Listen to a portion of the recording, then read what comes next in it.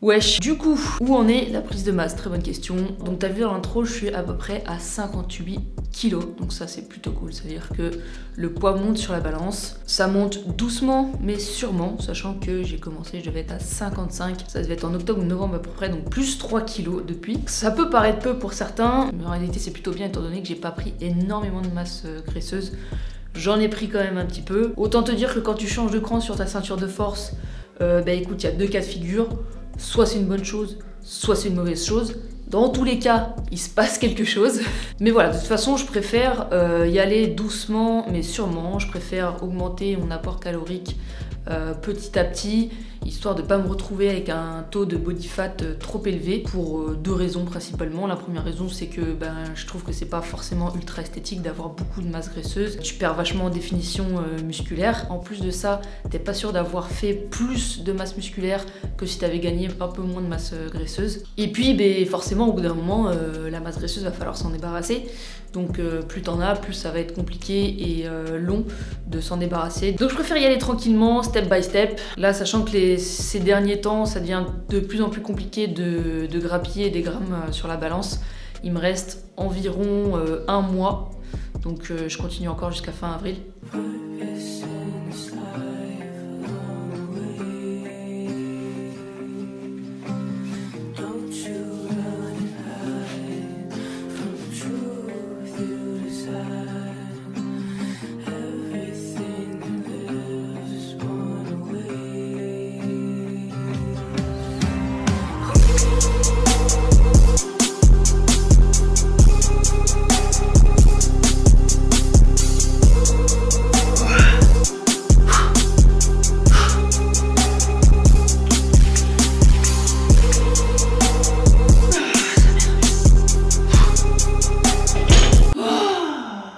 Ne faites pas ça chez vous.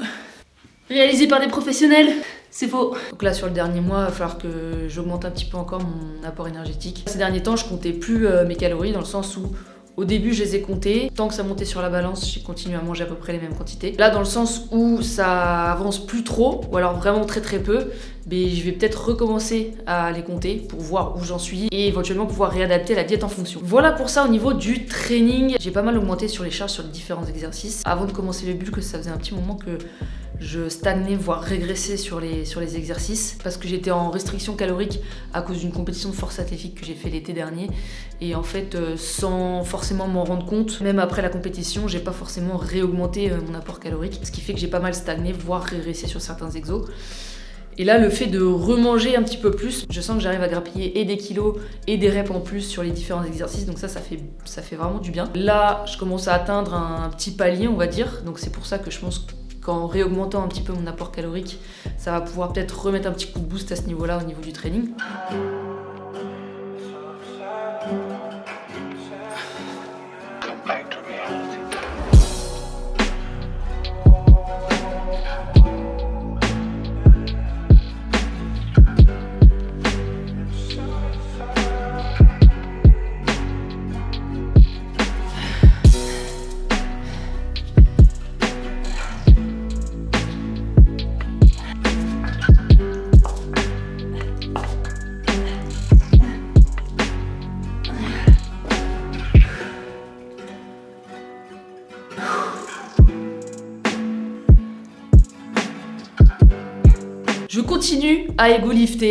Je continue à ego-lifter. J'avais exposé mon plan d'ego-lifter là jusqu'à la fin du bulk pour voir un petit peu les bénéfices de cette méthode. C'est pas du vrai ego-lift, hein, vous irez voir la vidéo si jamais vous l'avez pas vu.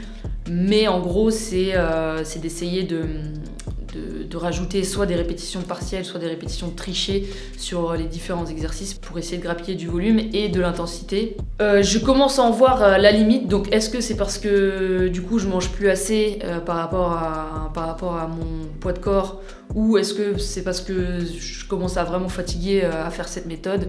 J'en sais rien. En tout cas, c'est vrai que de plus en plus, quand j'arrive à l'entraînement et que je me dis putain, faut que je mette telle charge que j'avais mis à l'entraînement d'avant, je commence à... Mentalement, c'est un peu compliqué parce que c'est des charges du coup qui sont assez lourdes. Donc à voir si de réaugmenter un petit peu l'apport en calories, ça va m'aider là-dessus.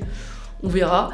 De toute façon, je ferai une vidéo bilan vraiment à la toute fin de cette aventure. Le seul truc que je regrette vraiment, c'est de ne pas avoir fait de posing, genre vraiment au tout début, quand j'ai décidé de commencer à bulker. Je vais faire un posing de fin évidemment, mais je vais pas avoir un posing vraiment ultra propre de départ. J'ai pas mal de vidéos de mes entraînements, etc. à ce moment-là, donc je vais pouvoir, je pense, retrouver des images de ma shape à ce moment-là, sans forcément que ce soit un posing. Des images qui vont permettre de pouvoir comparer par rapport à la shape finale. Donc là, voilà, je suis à 58. Là, il me reste un mois. Je pense pas arriver à 60.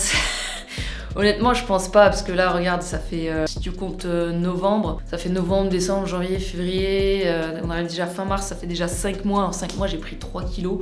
Donc je pense pas pouvoir en prendre 2 en un mois, peut-être 1 kilo. Donc éventuellement arriver à 59 à la fin du bulk.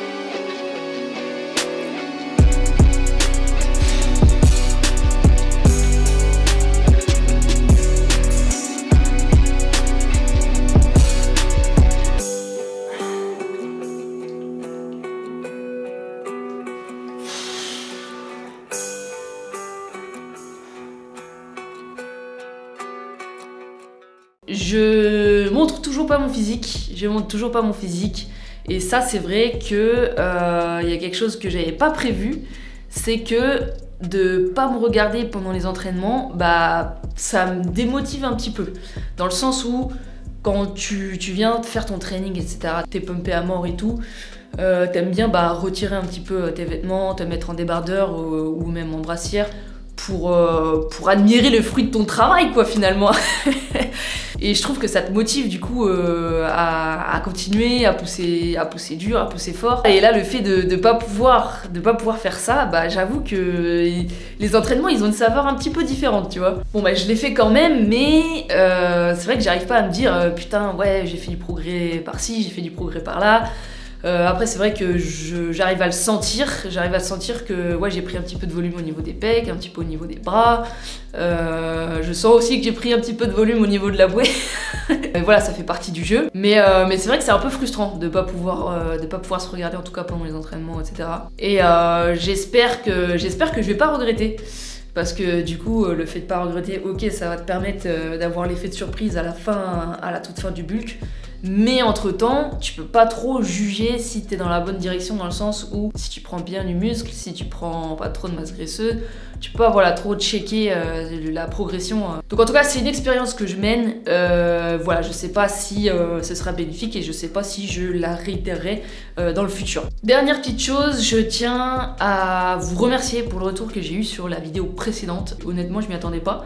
Vous avez été tous ultra cute, donc merci beaucoup pour ça. J'espère que la suite te plaira. Je t'avais teasé dans la dernière vidéo aussi, à la toute fin, le petit colis Amazon. En fait, c'est pas un truc de ouf, hein, c'est juste un filtre que j'ai rajouté sur mon appareil photo. Je sais pas si toi, tu vas pouvoir vraiment le remarquer. En tout cas, c'est là. Voilà, c'est là. Si je l'enlève... Ouais, si, ça se voit un peu.